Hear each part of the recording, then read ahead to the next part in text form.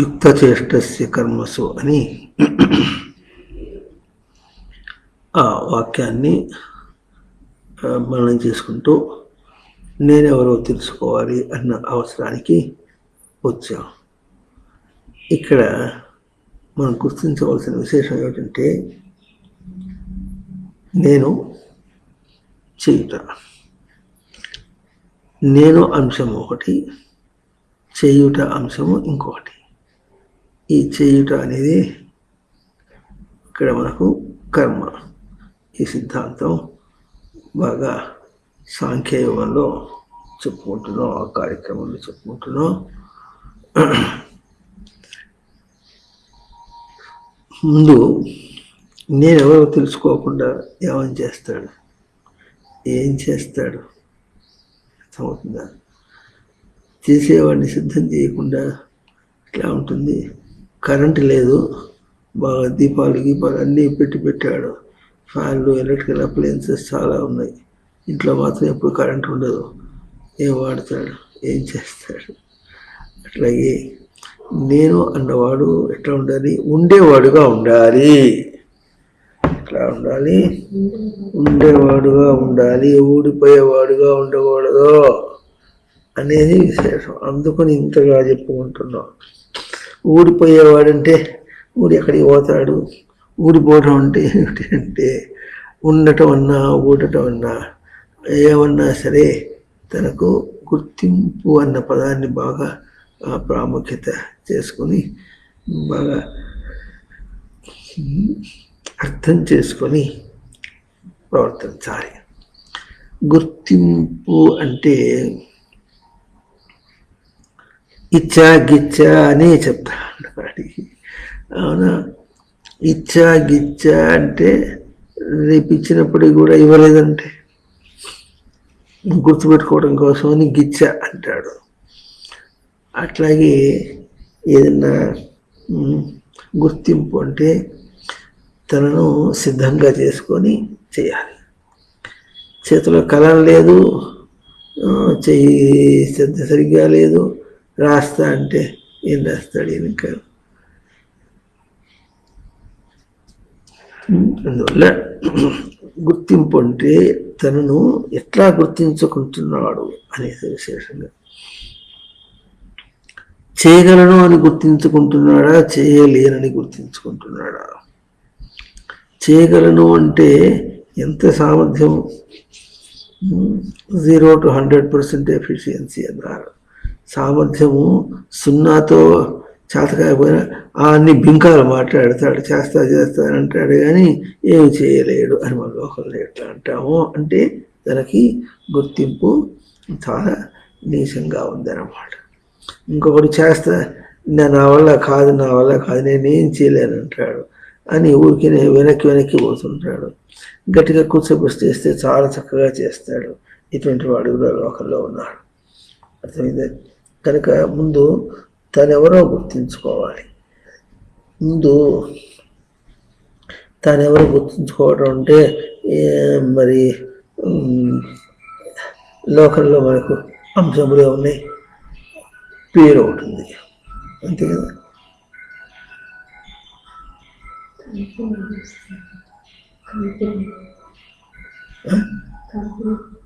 ఏమిటో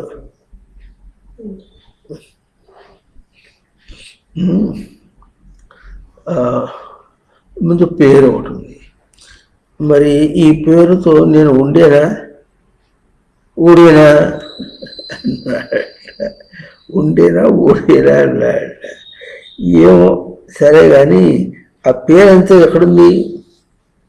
అది ఎక్కడ వేళ్లాడుతూనే వీడు ఎక్కడో ఉన్నాడు. మీ పేరుని మీరు ఎప్పుడో చూసారా?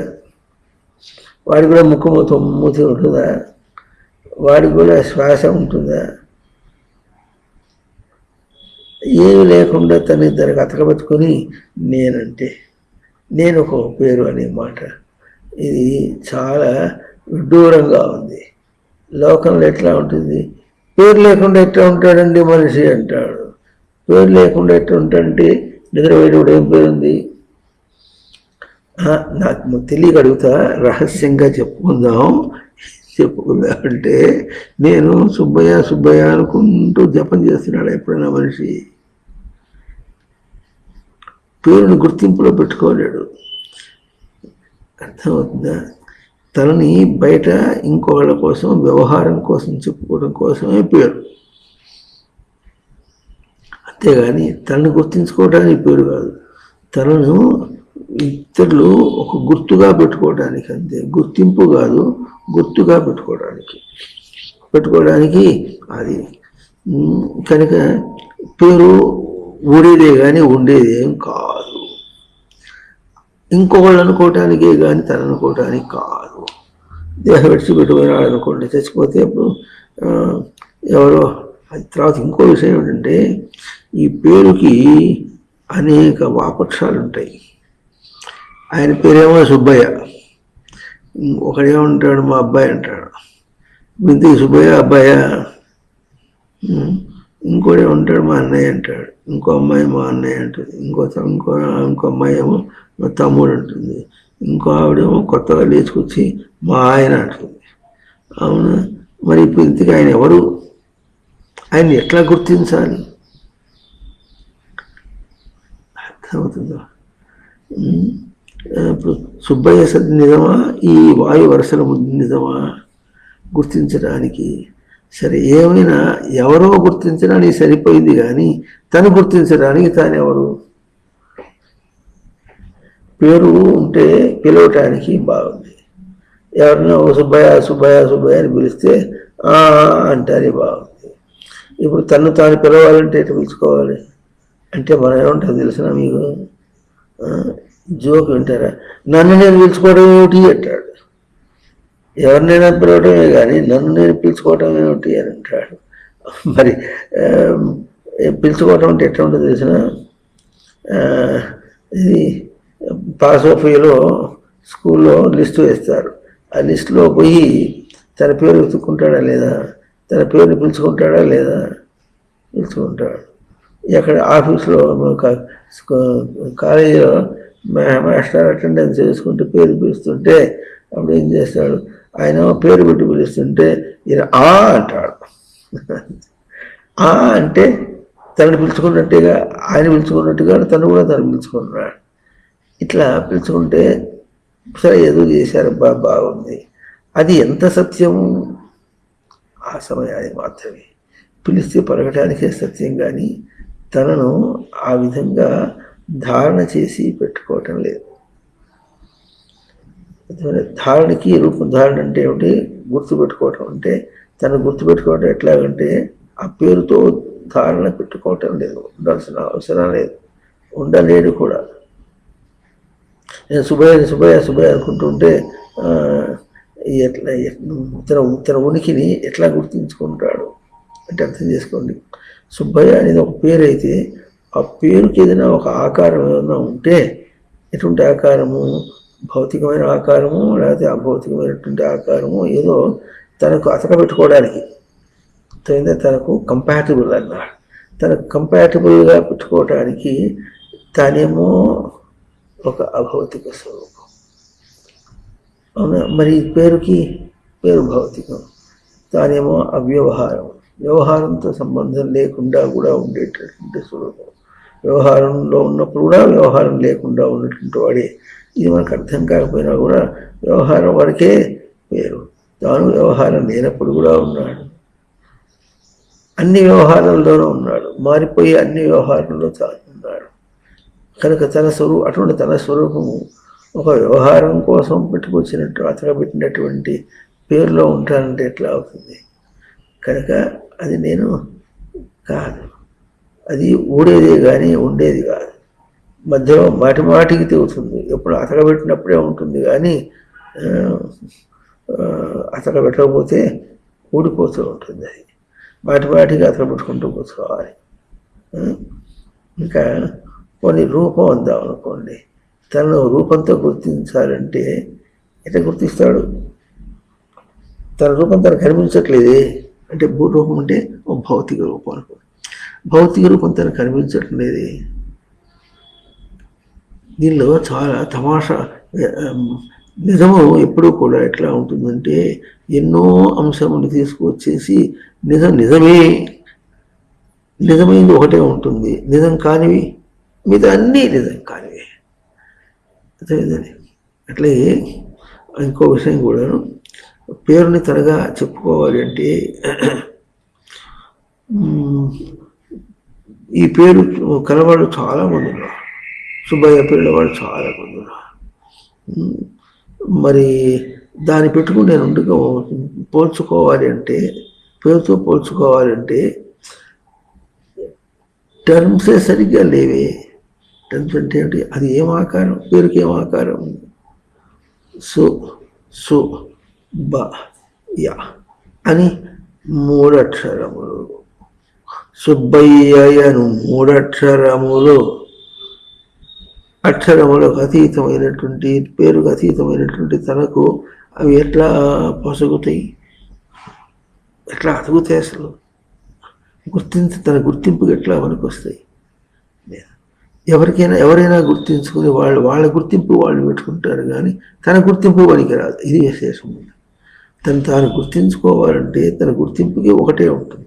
లోకంలో ఎట్లాగైతే తనకు ఆ పేరుంటే ఆ ఒక్క పేరుతోనే గుర్తింపు, కానీ ఇంకోటి లేదనట్టు అనుకుంటున్నాడో, అట్లాగే ఆ పేరు ఏం లేకుండా తను ఎట్లా గుర్తించుకుంటున్నాడో ఆ ఒక్క రూపంతోనే తను గుర్తించుకోగలడు, కానీ మిగతా ఆయా రూపాలను గుర్తించుకోలేడు. అవునా? ఇంతకీ ఆ రూపం ఏమిటో తెలుసుకుందాం. పోనీ రూపం ఉందాం అనుకోండి, ముక్కు చెవులు రూపాలతో దేనికి ఉన్నది? భౌతిక కాయానికి ఉంది, ఈ దేహానికి ఉంది ముక్కు చెవులు ఇవన్నీ కూడా. అవునా? తనకు లేదు. నేను అన్న ఒకసారి అనండి, నేను అనండి మీరు అనండి.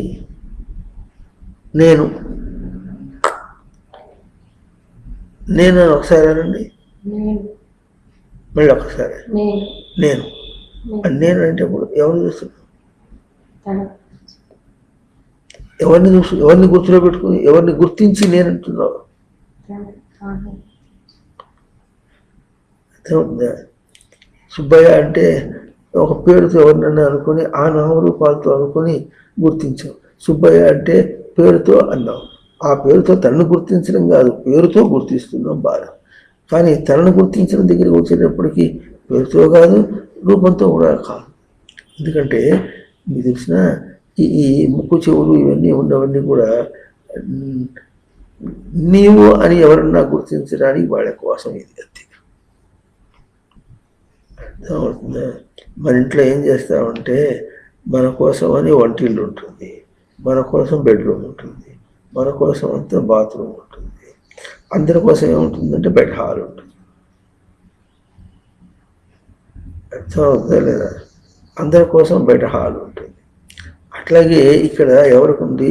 నేనుకేమో వేరే స్థానం ఉంది, నీవుకి వేరే రూపం ఉంది. నేనుకేమో నీవుకి ఏ రూపం ఉంది? అందరు చూసుకొని ఈ ముఖాన్ని ఏదో కవడికి గుర్తించుకోను, ఐడెంటిఫికేషన్ అనమాట, గుర్తించుకోవటం కోసం ఉంది. అట్లాగే ఆధార్ కార్డులో కానీ ఇంకో కార్డులో కానీ ఈ ఫోటోలు వేసుకుంటే అక్కడ ఏముంటుంది? గుర్తింపు. ఈ ఫలానా సుబ్బయ్య పేరు గలవాడు, సుబ్బయ్య అనే పేరుకి రూపం, నీవుకి రూపం, నువ్వు సుబ్బయ్య అనాలి అంటాడు. అర్థమైంది? నీవును గుర్తించడానికి. మీకు రహస్యం తెలిసిన, నీవును గుర్తించడానికే ఈ నామరూపములు. కానీ ఈ గుర్తించే వాళ్ళల్లో ఎవరు కూడా నేను గుర్తించడానికి తన పేరుతో గుర్తించుకోవటం లేదు, తన రూపంతో గుర్తించుకోవటం లేదు. తన రూపం తన కనిపించలే కనిపించదు. అసలు పెద్ద రహస్యం ఇది. తన మొహం తన కనిపిస్తుందా? వీపు కనిపిస్తుందా? కనిపించదు. వీపు అంతా వెనకాలంతా ఏం కనిపించదు. ముఖం ముందు కూడా ముఖం కనిపించదు. కన్నుతో చూస్తున్నాడంటాడు కానీ తన కన్ను తను కనిపించదు. చెవితో వింటున్నాడంటాడు కానీ చెవి ఏమో తెలియదు, కనబడదు. ముక్కుతో వాసన చూస్తున్నాడంటాడు, ముక్కు కనిపించదు. నోటితో రుచి చూస్తున్నాడంటాడు, నోరు కనిపిస్తుందా? చెప్పండి, నోరు కనిపించదు. దాంతో ఎంత ఆట ఆడుతున్నాడు? సరే, ఎంత ఆట ఆడుతున్నాను అంటున్నాడే, చిన్న రహస్యం చెప్పుకుందామా? నోట్లో ఏదన్నా వేస్తే ఆ రుచి తెలుస్తుంది అంటున్నాడే, వాడెవడో తెలిసేవాడెవడు, తెలుసుకునేవాడెవడు? వాడు నేనా నువ్వా? నేనా దేహమా తెలుసుకునేది? దేహం తెలుసుకుంటూ ఉంది అని అంటున్నావు అని అంటలే. ఎందుకంటే లేదంటే దేహము ఉండి ఊడిపోయేది. అక్కడికి వచ్చా అసలు. దేహము ఉండి కొంతకాలానికి ఊడిపోయేది. ఊడిపోయేదాన్ని నేనంటే అర్థమవుతుందా? క్రియ, నామరూప క్రియ గుణములు అన్నారు. క్రియ అంటే చేసే పని. చేసే పని, నేను చేసే పని అనే వాక్యంలోనే అదేమో చేయబడేటటువంటి పని. నేను చేసేవాడిని. నేను చేయబడే దాంతో పోల్చుకొని గుర్తించాలంటే ఎట్లా? తాతయ్య ఏమంటాడంటే, ఎవర్రా అది సుబ్బిగాడైనా వచ్చేది అంటాడు. నీకెట్లా తెలుసు తాతయ్య అంటే, కాళ్ళు దమ్మని వేసుకొని వచ్చేటటువంటిది సుబ్బిగాడు అంటే. ఇప్పుడు ఏం తెలుస్తుంది? చేసిన పనిని బట్టి గుర్తిస్తున్నాడు సుబ్బిగాడిని. చేసిన పనిని బట్టి సుబ్బిగాడిని గుర్తిస్తున్నాడు. అయితే చేసిన పని ఎట్లా చేస్తున్నాడు? దమ్మ వేసుకుంటూ రావటం అనేటి, అడుగులు వేసి రావటం అనేటటువంటిది మనుషులు చేసేటటువంటిది కాదు. అది ఒక విపరీతంగా ఉంది అన్నమాట. అది మనిషి చేసేట్టుగా కాకుండా ఒక విపరీతంగా ఉంది. ఆ విపరీతాన్ని చూచి దాన్ని గుర్తించట్ల, విశేషాన్ని చూసి గుర్తించాలి. విపరీతం ఎప్పుడు వ్యతిరేకం, విశేషం ఎప్పటికీ తనకు సమ్మతమైంది అన్నమాట. తనకు పొసగేది విశేషం ఎప్పుడు కూడా. అందువల్ల చేసే పని తాను కాదు. అయితే అది కూడా కాళ్ళు ధమని వేసుకుంటూ వచ్చేది ఎవరు? సుబ్బిగాడన్న. ఇప్పుడు సుబ్బిగాడంటే సుబ్బిగాడు కర్త, చేసేవాడు. కాళ్ళని దమ్ముని వేసుకుంటూ ఉండేవాడు. అంటే దమ్ముని కొట్టుకుంటూ చేసే పనిని చేస్తున్నాడు. పని సుబ్బిగాడు కాదు. అర్థమవుతుందా? పని సుబ్బిగాడు కాదు. కనుక నామట నేను కాదు, రూపం నేనట్లా కాదు, రూపమైనా కనిపించట్లే. అది మరి చేసే ఇది కాదు. లేకపోతే గుణం ఏది? చేసే పని నేను కాదంటున్నాడు. నేను చేసేవాడిని అంతేగాని చేయబడిన పని వేరుగా ఉంటుంది. అన్నం వండాడు, వండిన కర్త వీడు, చేయబడింది అన్నం. అన్నం నేనవుతానా? వింటున్నారా లేదా? మట్టితో కొండ చేశాడు. ఆ కొండ చేయడమే నేను, కొండ చేయటం అనేటువంటి పని నేను కాదు. చేసిన కర్త నేను కానీ చేయబడిన పని కాదు.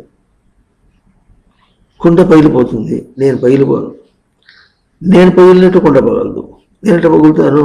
నన్ను శుద్ధి చేసుకుంటే, నా గుర్తింపు శుద్ధి చేసుకుంటే బాగుంటుంది. నా గుర్తింపు శుద్ధి అవుతుంది కానీ కుండ ఎక్కి గుర్తింపు లేదు, కుండ శుద్ధి కాదు. కుండ శుద్ధి ఎట్లా అవుతుంది? దానిలో ఇంకేదైనా ఉంటే నీళ్లు పెట్టి కడిగితే శుద్ధి అవుతుంది, అంతే.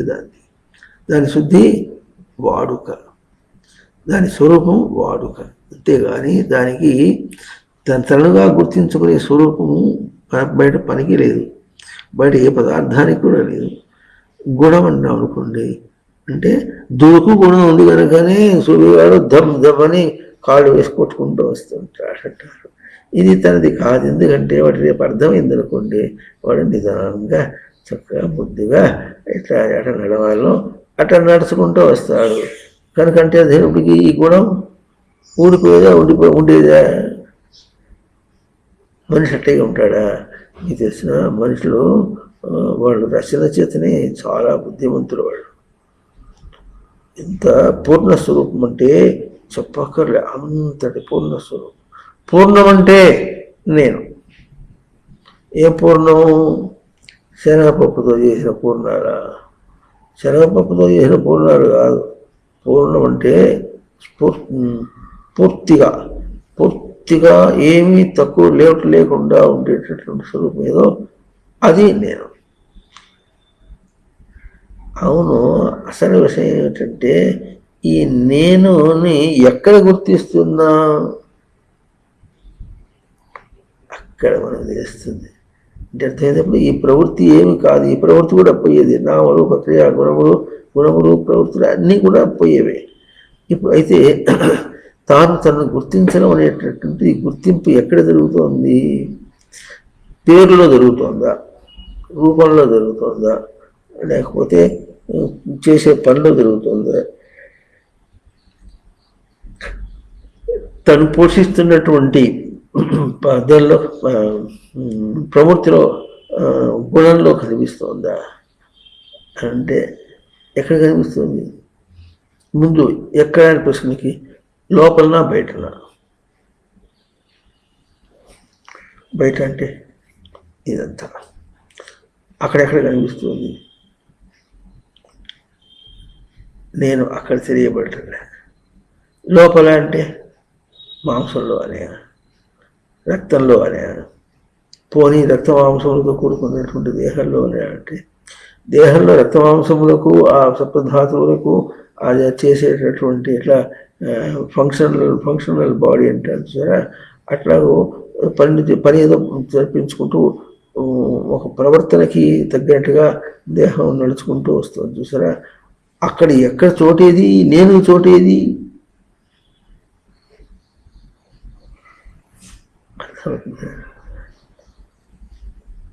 ఇప్పుడు దీనిలో రహస్యం ఎట్లా అంటే, నేనెవరంటే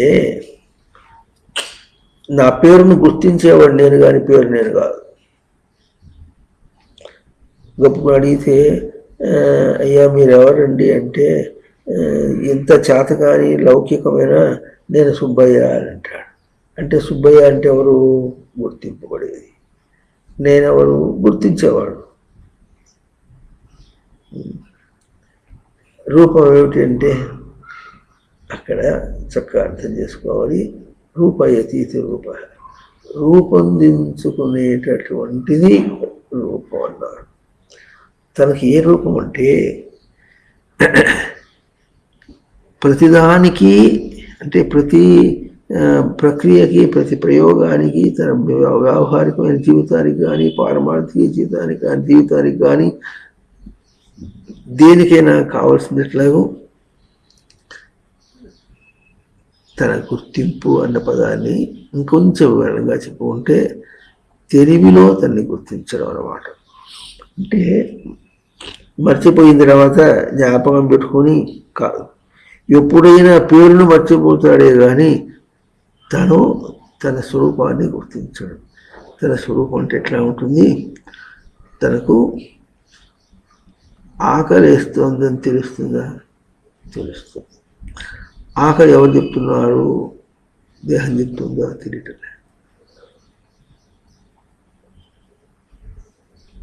ఆకలి అని దేహం చెప్పడంలా, అది ఏం చేస్తుందంటే ఖాళీ అయి కూర్చుంటుంది అంతే, దాని పని అంతవరకే. అయితే ఆకలిని ఎవరు చెబుతున్నాడంటే, ఆకలి అంటే అర్థం ఏమిటంటే మనం కడుపు ఖాళీ అయిందని అర్థం చెబుతాం కాదు. కడుపు ఖాళీ అయినందువలన దేహానికి సత్తువ తగ్గిపోయి దేహాన్ని తాను వాడుకోలేకపోతున్నాడు, ఇది ఆకలి. దేహంతో తాను నిలవలేకపోతున్నాడు, ఇది ఆకలి. ఏం చేస్తాడు? ఉండలేకపోతున్నా అని అంటాడు. ఎక్కడ? దేహంతో ఉండలేకపోతున్నా అని, అంతేగాని నేను ఉండలేని వాడిని కాదుగా. దేహం విడిచిపెట్టి ఉంటాను. సరే, ఆ మాట ఎంత గొప్పగా ఉందో. దేహం విడిచిపెట్టి నేను ఉంటా. ఈ వాక్యం మనం దేహంతో బతుకుతున్న వాళ్ళం, దేహంతోనే ఉండటం అనుకుంటున్న వాళ్ళము, దేహం లేకుండా నేను ఉంటా అన్నటువంటిది తనకు ఒక దశ ఎట్లా ఉంటుంది? ఇట్లా ఈ దేహంలోకి రావటం అనేటటువంటిది తాను దేహంతో సంబంధం లేకుండా ఉండేటటువంటి ఒక గడువు ఉంది చూసారా, ఏ కాలం గడువు ఉందనుకుంటున్నారు, దానిలో ఇది చాలా తక్కువ భాగం. అంటే భజ సేవాయ చాలా తక్కువసేపు దేహంతో ప్రవర్తించుకుంటూ దాన్ని గుర్తించుకుంటున్నాడు. ఇప్పుడు ప్రవర్తించుకుంటూ దాన్ని గుర్తించుకుంటున్నాడు అని పదం బట్టి వాడుతున్నాడు సరే. ఇక్కడ తను ఎవరు? ప్రవర్తన స్వరూపం. తన ప్రవర్తన వేరు, బయట క్రియ వేరు. ఏమిటంటే మట్టితో కుండలు చేయటం అనేది ఒక క్రియ. మట్టిని కుండలు చేయమను, ఓ మట్టి నువ్వే కుండ చేసుకో, కుండలు చేసి నాకు ఇచ్చేసే అంటే ఇస్తుందా? కాదు. చేసేవాడు, చేయించేవాడు ఒకడు కాదు. వాడు కర్త. కారయిత అంటే చేయించేవాడు, కర్త చేసేవాడు ఎట్లయినా సరే. అంటే ఆ కుండ కంటే తాను వేరు, కుండ చేయుట అనే రూపం కంటే వేరు తాను. అది చేయబడేది తాను, చేసేవాడు లేదా చేయించేవాడు. ఈ మాట బాగా గుర్తుంచుకొని ఇప్పుడు ఆకలి వేస్తోంది అన్న పదంలో అక్కడ ఏం చేశాడు? ఈ దేహాన్ని మొత్తాన్ని చేయించటానికి వాడుకుంటున్నాడు. అంటే చేయించటానికి పనిముట్టుగా వాడుకుంటున్నాడు. ఎట్లా వాడుకుంటున్నాడు? పనిముట్టుగా వాడుకుంటున్నాడు. ఇప్పుడు ఈ పనిముట్టు ఏముంటుందంటే దాదాపు పని చేయలేనట్టు. మీకు అందరికీ మొబైల్ సెల్ ఉందా? ఏం ప్రశ్న వేస్తా? ఈ లోకంలో పసివాడి గురించి ముసలాడి దాకా, మరి పాకి గుడి ఊడ్చేవాడి దగ్గర నుండి పరిపాలన చేసేవాడి దాకా అందరికీ మొబైల్ ఉంటుంది. ఏం ప్రశ్న? అట్లాంటి ప్రశ్నలు వేస్తే మాకే అవమానం కదా అంటారు వాళ్ళు. అవునా? అయితే ఇప్పుడు అది ఏం చేస్తుంది తెలిసిన, ఉన్నట్టుండి టమ్ అంటుంది.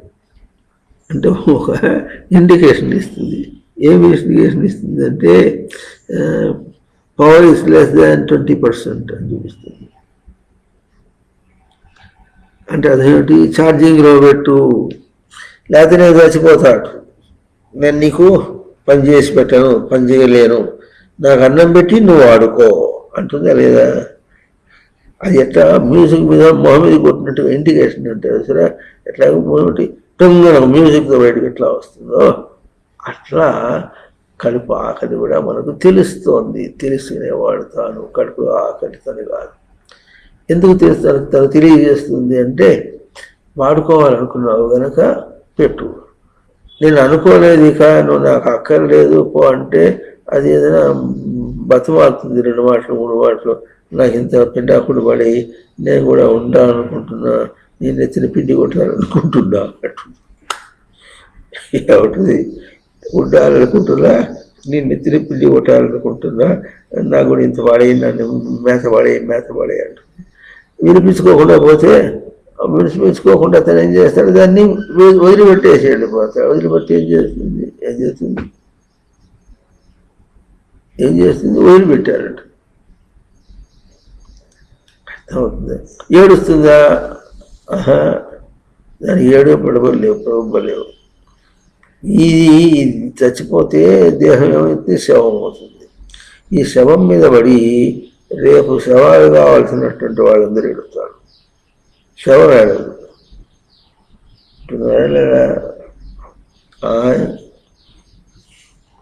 శవం ఏడవదు చచ్చిపోతే. కానీ రేపు శవం కావాల్సిన వాళ్ళు ఉన్నారే, వాళ్ళందరూ ఏడుస్తారు ఈ శవం మీద పడి. కనుక ఇట్లా వినుకుంటూ పోతుంటే ఎట్లా ఉంటుందండి? అసలు ఇవి ఏవి నేను కానే కాదే. ఇప్పుడు ఇందాకేం చెప్పుకున్నాం, ఆకలిని గుర్తించేవాడిని నేను అన్నాడు. అక్కడ అసలైన ప్రశ్న ఒకటి వేస్తే, ఆ గుర్తించేటట్టు నీ రూపం ఏమో తెలిస్తే దానికి ఏం పేరుందో చెప్పు. ఆకలిని గుర్తించే గుర్తింపు రూపానికి ఏం పేరుంది అంటే అంటాడు మనస్సు అంటాడు. గబుక్కున అంటే మనసు ఎట్లా ఉంటుంది? ఎర్రగా పుల్లగా ఉంటుందా? దాని ముక్కు పొడుగా, ముక్కు పుట్టే, చెవులు కమ్ములు పెద్దవిగా ఉంటాయా, చిన్నవిగా ఉంటాయా? అందగత్తేనా, అందగాడేనా? అంటే ఈ భౌతికం టర్మ్స్ మనసు పని కాదు. అది ఎట్లా ఉంటుంది? ఉండాలి ఆ భౌతికము గుర్తించి నీకు చెప్పేటట్టుగా ఉండాలి. అయితే మనకి ఏం తెలుస్తుంది? అది ఆకలి అయితే గబుక్కున మనకు అది ఒక సూచన, బ్యాటరీ డౌన్ అయిందని సూచన. కనుక అన్నం పెట్టేస్తే మళ్ళీ దాన్ని వాడుకోవచ్చు. ఆ సూచన ఎట్లా చూపిస్తుంది మనకు అంటే, అది ఇంతకీ పొట్ట చెప్తుందా, తనే గుర్తిస్తున్నాడా? తనే గుర్తిస్తున్నాడు. తనకి పొట్టకి ఏమో సంబంధం? పొట్టకి ఏమో పొట్ట ఖాళీ కావడం ఏమిటి? ఆ పొట్ట ఖాళీ అయితే తన పొట్ట ఖాళీ అయింది అనాలి. నాకు ఆకలి వేస్తోంది, నేను ఉండలేను, చచ్చిపోతా అని ఏడుస్తున్నాడే అంటే ఇప్పుడు దీని యొక్క అర్థం ఎట్లాగూ? పొట్ట ఆకలికి తాను చచ్చిపోవడం అంటే గుర్తించుకోలేడు, తనను గుర్తించుకోలేడు. తనని గుర్తించుకోవాలంటే దేహంలో బ్రతుకుతున్నట్టుగా అనుకున్నాడు కనుక దేహాన్ని పనిచేయించుకుంటూ తాను ఉండాలి, దేహంతో ప్రవర్తించుకుంటూ తాను ఉండాలి అన్నాడు. దేహంతో ప్రవర్తించుకుంటూ తాను ఉండటం అంటే దేహమే నేను కాదు కదా, దేహం యొక్క ప్రవర్తన వేరు, తాను ఉండదు. ఇందాకేం చెప్పను, చేయబడేది ఉంటే చేసే కర్త ఉన్నాడు. అర్థమవుతుందా? ఏదైనా పని ఉంటే ఏమంటాడు, ఏం చేస్తున్నారు? ఏం చేయడం లేదు, ఊరికే ఉన్నా అంటాడు. ఊరికే ఉండే మీరు డబ్బు ఇచ్చి ఉండొచ్చుగా.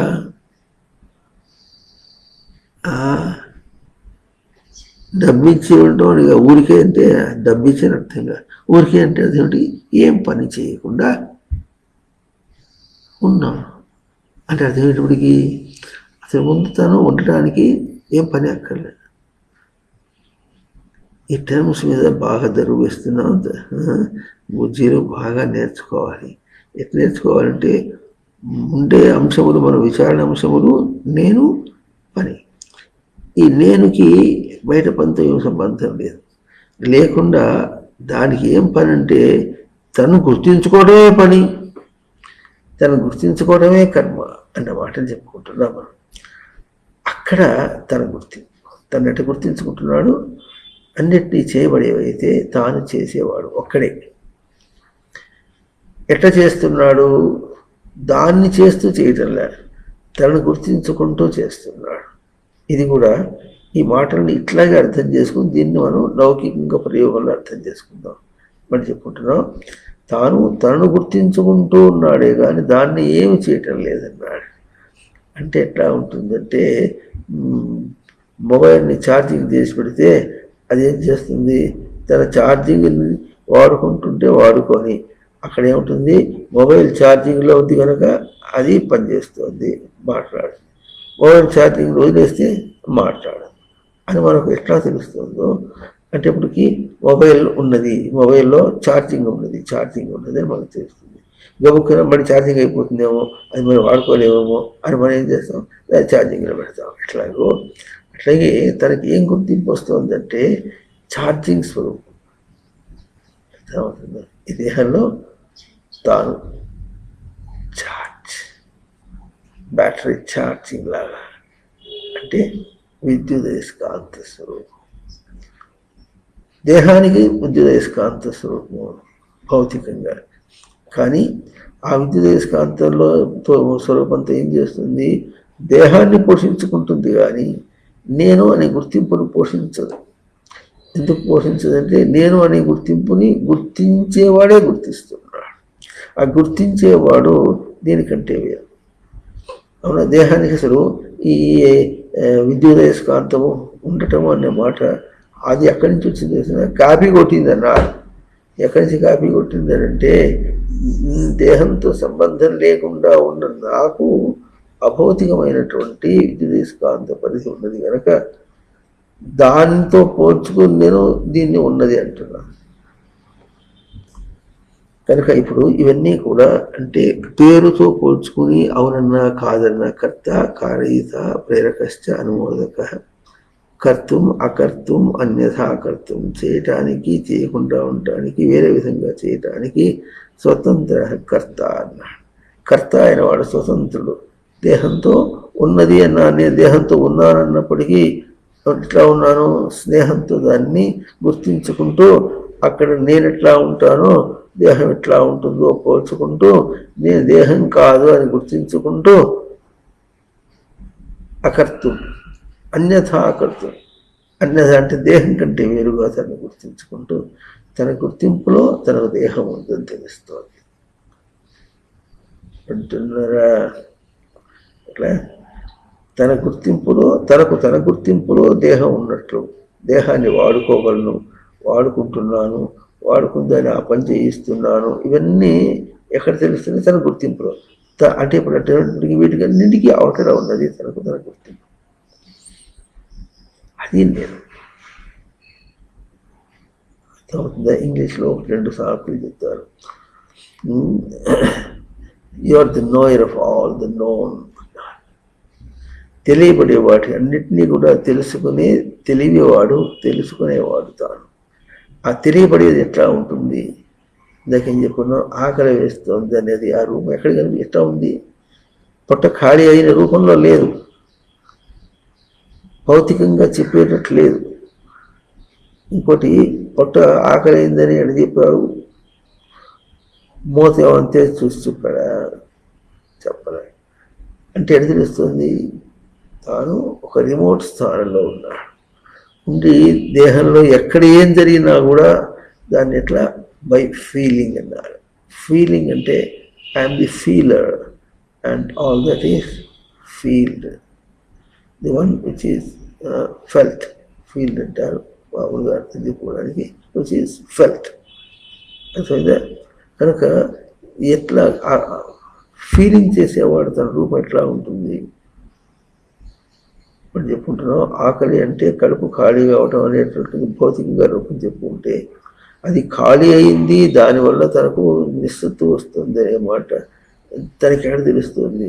ఆ మాటకు వస్తే నిస్సత్తు రావటం అంటే పొట్టగా ఛార్జింగ్ అయిపోయినందువల్ల దేహంలో ఏ అవయవ అంగం కూడా నేను చేయలేను మొర్రో అని చేతులు ఎత్తేసినట్టుగా, బ్యాటరీ ఛార్జింగ్ అయిపోతే మొబైల్ చేతులు ఎత్తేసి అన్నీ ఉన్నాయి, లోపల సాఫ్ట్వేర్ అన్నీ ఉన్నాయి, అన్నీ ఉన్నప్పటికీ కూడా అన్నీ ఆఫ్ అయిపోతుంది. దేహంలో ఎంత తేజస్సు ఉన్నప్పటికీ దాన్ని వాడుకోవటానికి ఎంత ఉన్నా ఆఫ్ అయిపోతుంది. ఎందువల్ల వచ్చింది? దాన్ని ఆన్ చేయగలిగినటువంటి సత్తా బ్యాటరీకి ఎట్లా ఉందో అట్లాగే ఈ దేహాన్ని కదిలించగలిగినటువంటి శక్తి ఎట్లా ఉంటుంది? తన దగ్గరే ఉంటుంది. ఇంకోటి మీకు తెలిసిన, దీంట్లో బ్యాటరీ పెడతారు మొబైల్లో, బ్యాటరీ కనిపిస్తుంది, ఆ బ్యాటరీ వల్ల మొబైల్లో ఉన్నటువంటి ఈ సాఫ్ట్వేర్ అంతా ఎట్లా పనిచేస్తుందో తెలియటం లేదు సరిగా. అసలు సాఫ్ట్వేర్ అంటే ఎట్లా ఉందో కూడా మనకు కనిపించట్లేదు భౌతికంగా. కానీ కంటికి కనిపించకుండా చాలా చిన్నదిగా ఎట్లా ఉన్నప్పటికీ కూడా బ్యాటరీని ఆన్ చేసి అది ఏం చేయగలదు అంటే తెలుసుకుంటున్నాము. అట్లాగే ఈ దేహం అనే పరికరంలో కూడా ఏమేమి ఇంద్రియాలు ఉన్నాయో అవి ఏం పని చేయగలవు ఇవన్నీ మాట మనకు అవేం చెప్పడం లేదు సరికదా. ఏం చేస్తున్నాం? బ్యాటరీ ఆన్ చేసినందువల్ల దాన్ని పని చేయించుకుంటూ అదేం పని చేస్తుందో తెలుస్తుంది, పని చేయించుకుంటూ తెలుస్తుంది. అంటే మనం సాక్షి అన్నారు. పని చేసేదేను కాదు, చూచేదే నేను. ఏం చూస్తున్నాను? నేను చూస్తున్నా, నేనుగా చూస్తున్నా. కంటికి కళ్ళజోడు పెడితే కళ్ళజోడులోంచి ఎట్లా చూస్తాడండి? నేను గుర్తించుకునేటట్టుగా చూస్తాడా? నేనుని పోగొట్టుకునేట్టుగా చూస్తాడా? నేను నీ పోగొట్టుకునేట్టుగా కాదు, నేను ఎట్లా ధారణ చేయాలో అట్లా చూస్తున్నాడు. ఎట్లాగో ఈ ధారణ ఇవన్నీ కూడా అభౌతికమైన స్వరూపాలు. భౌతికం కాదు, అభౌతికం అంటే భౌతికం కాదు, కన్నుముక్కు చెవులు ఉన్నట్టుగా కాదు, నామరూప క్రియాగుణం వల్ల కాదు.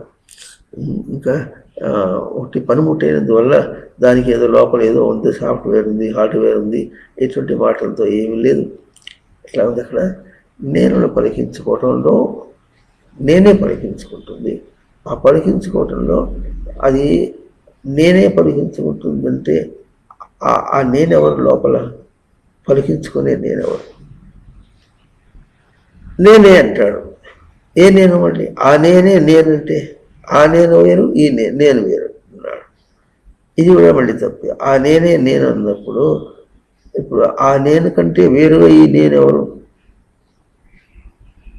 ఇది కూడా లేకుండా, ఇంత మాత్రం కూడా భిన్నం లేకుండా తనను నిజంగా గుర్తించుకోవటానికి తను చేసే ప్రయత్నము, గుర్తించుకునే స్వరూపమే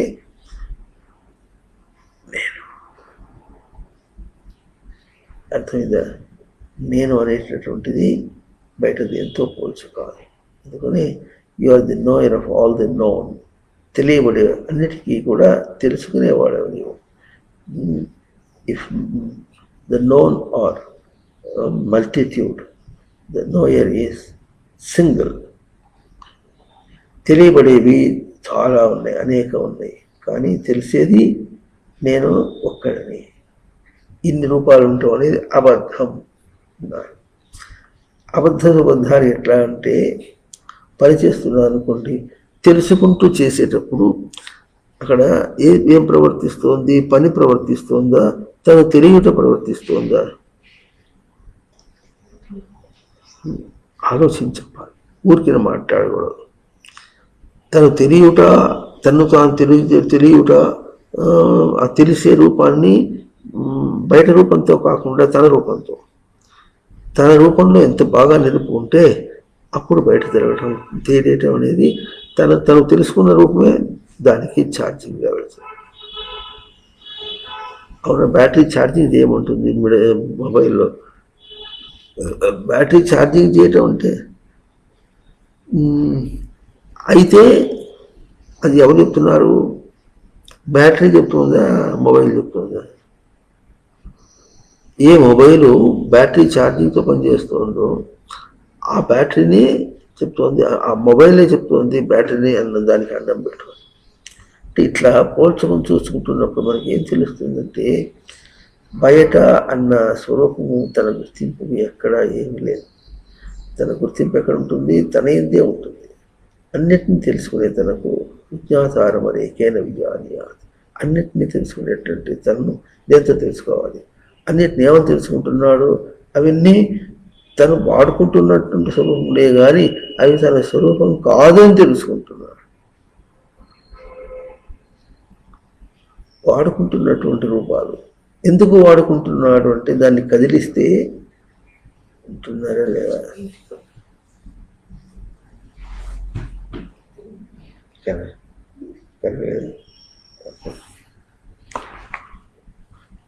దీన్ని కదిలిస్తే ఏం తెలుస్తుంది? దీని రూపంలో దీన్ని కదిలించామనుకోండి, మనకి ఏం తెలుస్తుంది? కదిలించిన తన స్వరూపం తనకు కనిపిస్తుంది. అంటున్నారా? తనకెట కనిపిస్తుంది? పుస్తకంలా కనిపించడం. కదిలించిన రూపం తనకెట తెలుస్తుంది?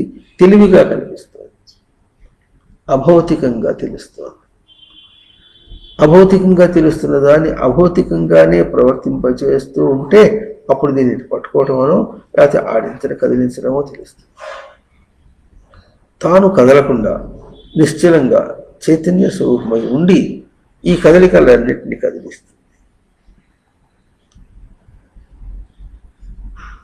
కదిలించడం అంటే ఇక్కడి నుంచి అక్కడికి పోవటం అర్థం కాదు. ఆ కదలిక దానికి భౌతిక అర్థం కాదు. పరీక్షలో విద్యార్థి రాసుకుంటూ పోతున్నాడు అనుకోండి, వాళ్ళు ఆన్సర్ పేపర్ ఇచ్చారు, తన దగ్గర కళ ఉంది, చేయి ఆడిస్తున్నాడు, రాసుకుంటూ పోతున్నాడు.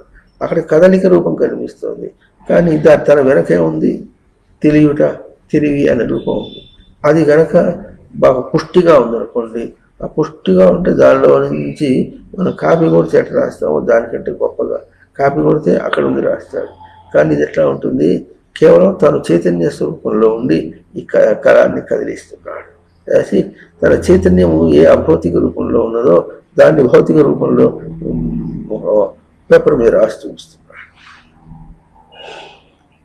అంటే ఏం రాసి చేస్తున్నాడు?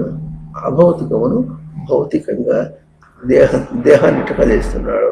కళమును కదిలించి ఆ లోపల తను ఏమి అనుకున్నాడు, ఏమి రాయదలుచుకున్నాడు, ఆ రాయదలుచుకున్నంతా కూడా భౌతికంగా చేసేయగలుగుతున్నాడు. అది నేను అంటే అభౌతికం. అభౌతికం నేను కానీ భౌతికం కాదు. అభౌతికం ఏం చేస్తుంది? భౌతికాలన్నింటినీ కూడా కదిలిస్తుంది, ఇంకా భౌతికము సృష్టిస్తుంది.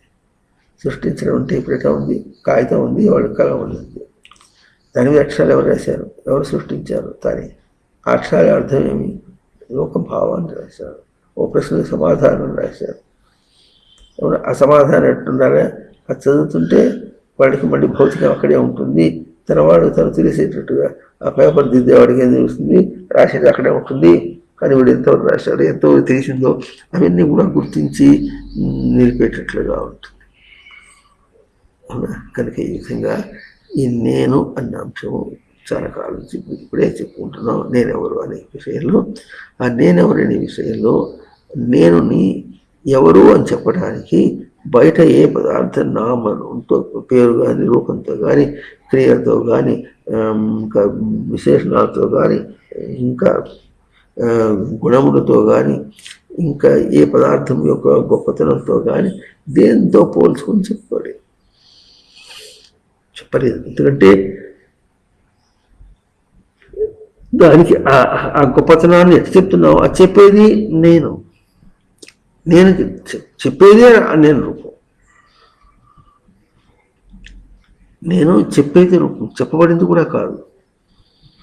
ఇప్పుడు చూడండి, మాటల లోపల నుంచి వస్తుంది, మాటలు రూపంలో కనిపిస్తున్నాయి, కానీ ఆ మాటల్ని పలికించేది, మాటలు ఎక్కడ దాకా వస్తున్నాయి, నోరు పలికించి అవతల దాకా చేరిపోతుంది. ఈ పలికించే రూపం తన దగ్గర ఎట్లా ఉంది, పలుకని రూపంగా ఉండి మొత్తం అన్నిటినీ పలికిస్తుంది. అది పలికే రూపం కాదు, పలికింపబడేది రూపం. మన దేహం కూడా ఎప్పుడు పలికింపబడేదే కానీ పలికించేది కాదు, పలికేది కాదు అని ఈ విధంగా ఈ పదముడి యొక్క అర్థాన్ని తెలుసుకుంటూ, ఇవన్నీ కూడా భాష కావచ్చు, భాష వ్యక్తాయాం వాచి, వ్యక్తం చేయడం అన్నమాట. ఆ వ్యక్తం చేయటం స్వరూపాన్ని అర్థం చేసుకుంటే అప్పుడు నేనెవరో తెలుస్తుంది. ఈ నేనుకు ఇంత రాద్ధాంతం ఏమిటబ్బా, ఏదో పేరు అంటాడు, గంభీరత అంటాడు, గొప్ప అంటాడు, దిబ్బ అంటాడు, అన్ని పెట్టుకుంటాడు. తర్వాత ఇట్లా ఆయన లేకుండా వెళ్ళిపోతే అప్పుడు నీకు వడ్డన చేస్తా, నీకు నేర్పిస్తా అని అర్థం కాదు. ఆయన ఉండటం అనేది ఎట్లా ఉంటుంది, నీ పనికి అడ్డమయ్యేట్టుగా కాదు, నీ పనికి అడ్డమయ్యేట్టుగా కాదు. నీ పనేమి బయట పనులు కాదు, నీ పని అంటే తను తాను గుర్తించుకోవటం అనేది తన పని. తన పనికి అడ్డుగా లోపల ఏమీ అంశం ప్రవర్తించడం లేదు. ఇంకా బయట ఏదైనా అంశములు ప్రవర్తిస్తే వాటిని కూడా తప్పించేటట్టుగా ఉంటుంది.